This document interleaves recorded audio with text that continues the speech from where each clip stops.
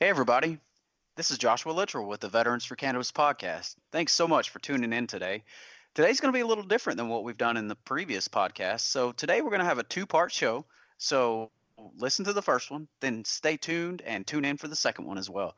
Today, it's just going to be me, yours truly, Joshua Littrell, as I mute my phone. I apologize for that.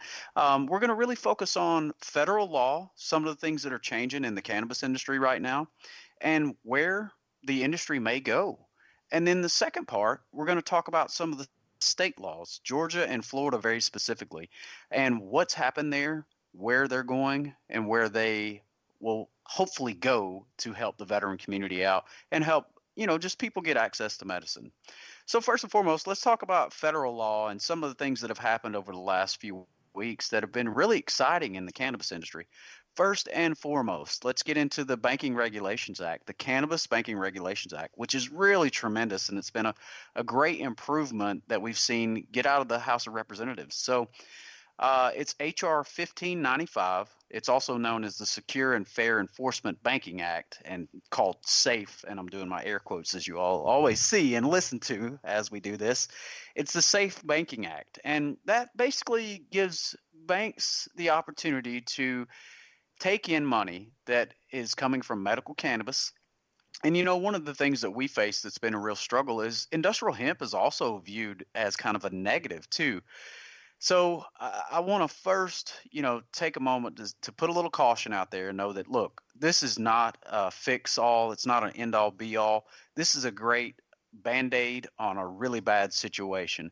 We've got a main artery that's cut. We're going to try to fix it. And this is a good step in the right direction. What's so exciting about this is the very first year that the HR 1595, the Secure and Fair Enforcement Banking Act, has gotten out of the House and passed through the House and over to the Senate.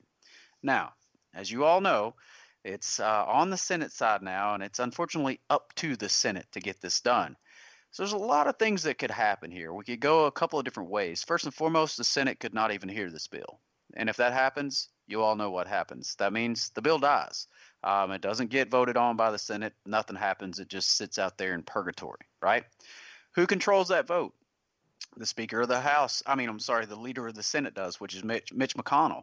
And Mitch McConnell controlling that vote and bringing this piece of legislation up for a vote in the Senate is really what happens to make things happen. And if we don't get Senator McConnell's support and backing in what we're trying to do, then we're not going to get this done. So, what I ask is a little call to action from you all, the listeners. We need you to get involved in this process. So, contact your senator, your state senator. You want to call them up, send them an email, a carrier pigeon with a message, whatever it may be. Get the message to them that you want HR 1595, the Secure and Fair Enforcement Banking Act, to be voted on and passed from the Senate. Because if we get that done, if we get a groundswell, a movement going, we can get this legislation passed through the Senate. And then it's going to go to the president. The president's going to sign it into law. He's already said he would. He supports this. It's the Senate that may be the holdup. Hopefully not. So where else could it go? It could go right through the Senate. Who knows?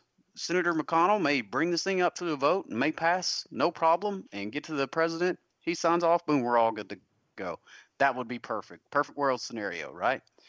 There's another option that may be on the table that there's been a couple people talking about, and it's something that I feel pretty passionate about myself that may happen, and my fingers are darn sure crossed on this that it does happen.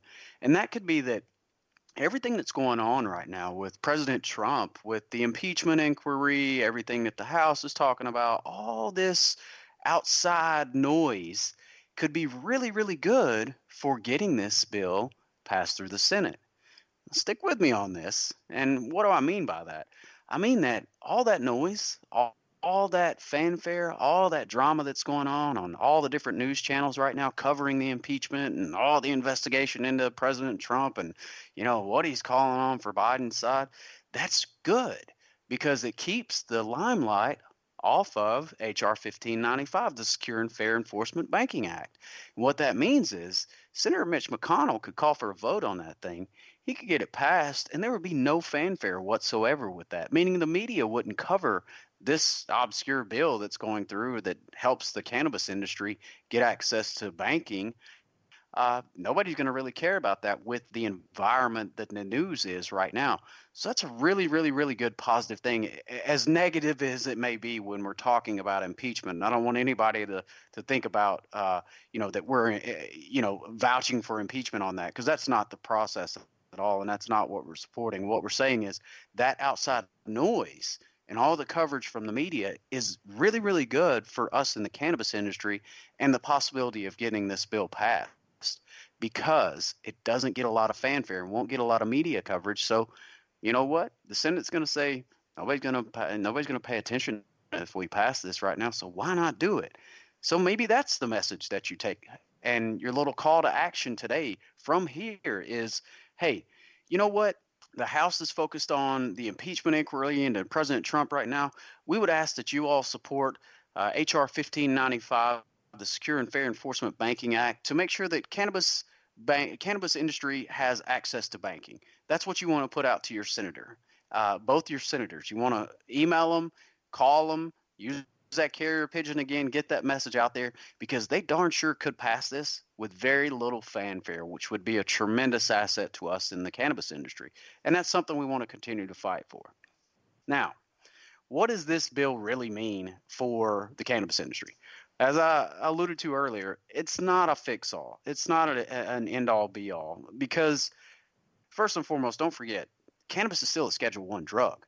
So until we get that scheduling changed, very little is going to change on major credit card processors coming to the table for us in the cannabis industry. And what I mean by that, I mean that Visa, MasterCard, American Express are typically not going to process card payments for those cannabis related businesses, right? So if you deal with the flower or you deal with the extracts and you're selling that from a medical standpoint or a recreational standpoint, this bill, H.R. 1595, the Secure and Fair Enforcement Banking Act, does not close that loophole and solve that issue, because the issue doesn't stem from this piece of legislation. The issue from MasterCard, Visa, American Express all not being able to process comes from cannabis being a Schedule 1 drug. So your call to action once again, and this podcast today is more about a call to action. We need to get involved. You all have to get involved if you want cannabis to be a mainstream item, if you will, because I think all of our listeners, you all know that everybody we talk to supports cannabis. And I know you all don't just talk to people who are in the cannabis industry, right? No, absolutely not. We come in contact with people from all walks of life, all different entities, all across the country, all across the world. And we don't come into contact with people who are against cannabis for the most part. You still got those outliers, the ones who don't believe there's any legitimacy to this industry, who think that, it's still the devil's weed and all that good stuff. Look, we're never going to change those people, but you and I both know that most of this industry supported by the general public now, because we're at somewhere in the 70s to 80% support for medical cannabis across the country, for medical cannabis. And I'll say that again. We're in somewhere to the 70s to 80% support for medical cannabis across the country. Y'all y'all understand that we don't get that support for anything, right? We don't even get that support for who we vote for president, or anything that we talk about in general day-to-day public. And it's crazy now that the conversation around cannabis has changed so much over the past 20 years, where 20 years ago, you could talk about politics because politics was something people were passionate about and they could talk about. They really enjoyed it, and just having that open dialogue and that banter back and forth, right? Now, talk about politics, right?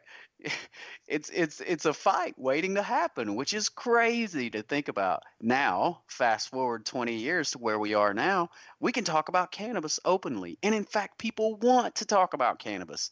Try to talk about politics, you get into a fight. You talk about cannabis and you get into the heartfelt process behind the cannabis side of it. And what I mean is, when you start opening up and talking about medical cannabis, and that's what we all talk about. This Veterans for Cannabis podcast is really the medical side of it. We don't focus a whole lot on the recreational recreational side, because that's not really our fight right now. Our fight is to really bring this to the forefront as a treatment option from the Veterans Administration so that we veterans can go to the VA and get access to medical cannabis. So, what I mean by all that is to say that now the conversation, when you open up about medical cannabis and you start talking about that, you get people at their worst, or you get people who have dealt with terrible, terrible issues in their life, whether it's cancer, if it's PTS, if it's chronic pain, if they lost a loved one to an overdose death. That's the kind of impact that we can have from the cannabis side. And that's what people want to talk about, the positives. And they do it every single day. So now we're at a time in our lives where we can talk about cannabis, but we can't talk about politics. 20 years ago, we could talk about politics and you couldn't talk about cannabis.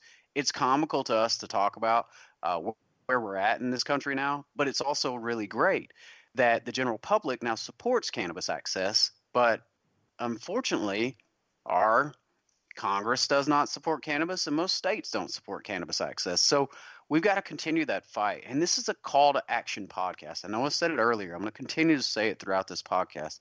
It's a two-part podcast, too. Don't forget. We'll talk about Georgia and Florida after this as well.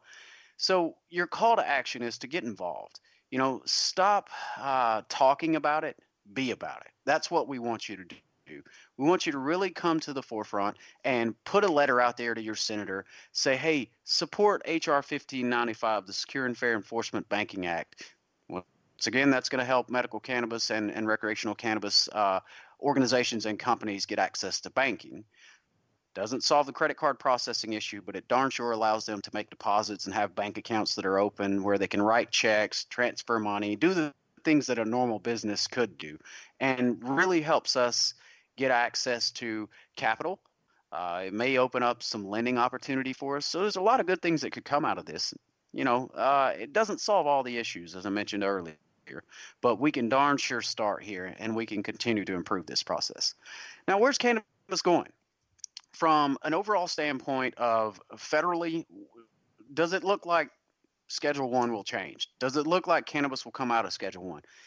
Nobody really knows that answer. It's kind of that $20 million question, if you will. And what I mean by that is when we go to talk to our Congress people right now, and we're calling almost on a monthly basis to say, hey, we support this. Will you support it? We're seeing the temperature change a little bit where, 2 years ago, even almost everybody we reached out and touched base with, whether it was a representative or a senator in Congress, they didn't want to have the conversation about medical cannabis. They didn't want to have a conversation about changing it from Schedule 1 to Schedule 2 or 3 or 4. Or, hey, here's a novel idea. How about descheduling it completely? That's a great idea. Let's do that.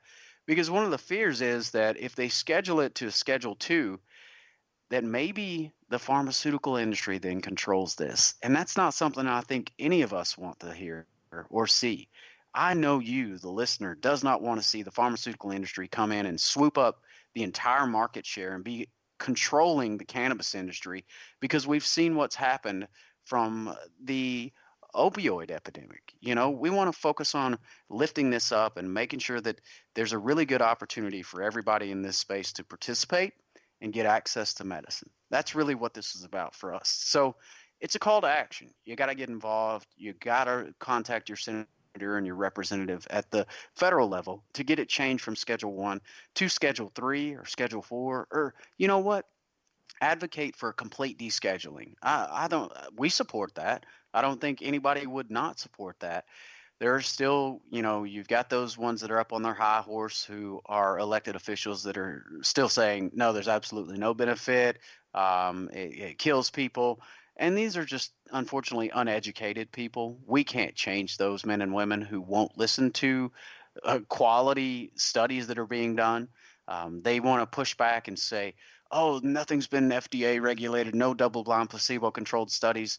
We all know it's BS because there's tons and tons and tons of studies going back decades now on cannabis and how it's saving lives, how it's very effective as a treatment for chronic pain, very effective for a treatment for PTS, very effective for a treatment for insomnia. So many different benefits that we're seeing, and there's tons of studies that back up everything that we've been saying that we know anecdotally are working here in the United States.